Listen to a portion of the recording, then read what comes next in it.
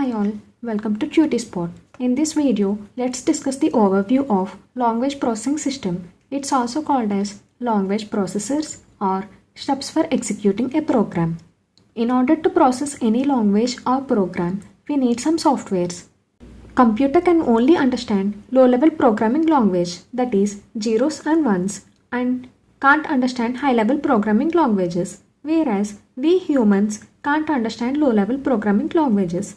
So we use some softwares to convert high-level programming languages to low-level programming languages. To execute a program, we follow certain steps. So let's have an overview of language processing system. Initially, skeletal source program. This is the high-level programming language. It is given as an input to the preprocessor.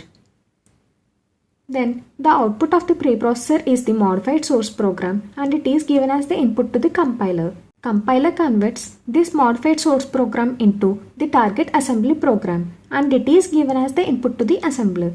Then assembler converts this target assembly program into relocatable machine code and it is given as the input to the loader or linker editor. And then this loader linker editor converts it into absolute machine code. So this is the diagram for language processing system.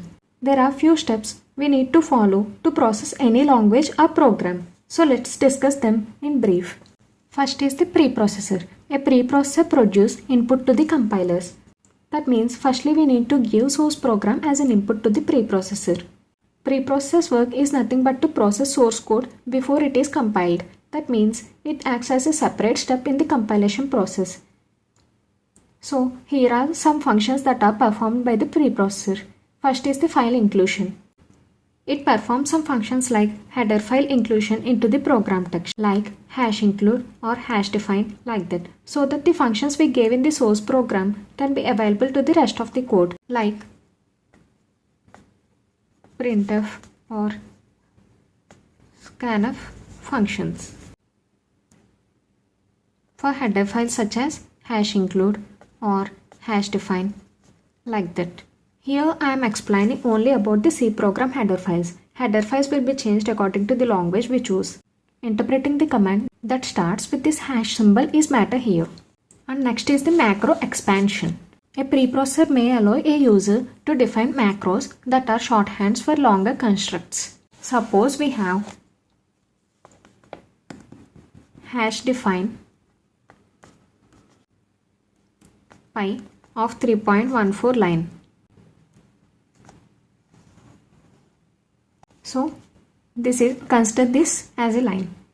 This line defines that every instance of pi present in the code has to be replaced with this 3.14 value. This replacement has to be done before the compilation process. And also, it can remove comments by replacing them with spaces and perform other text-based transformations on the source code.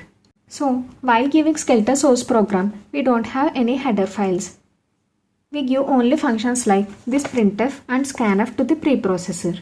The function definition of this printf and scanf is stdio.h.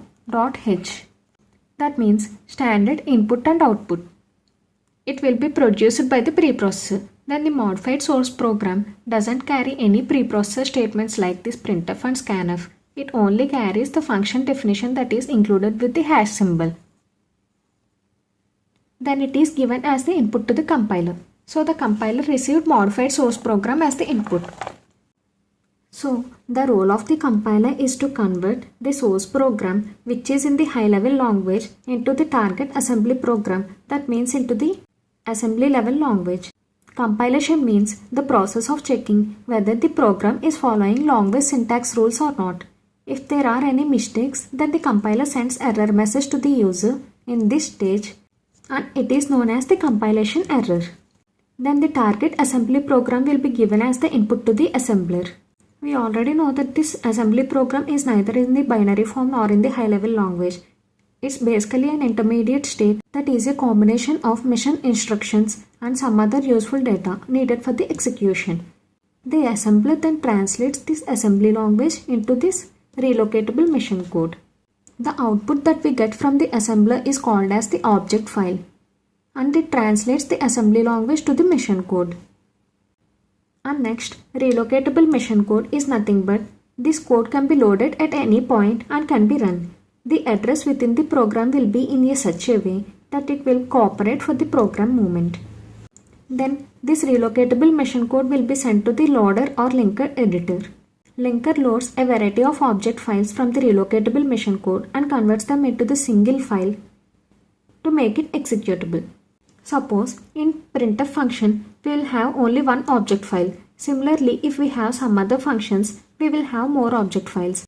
Linker loads all these object files and convert it into the single file to make it executable. That means it produces an executable file. And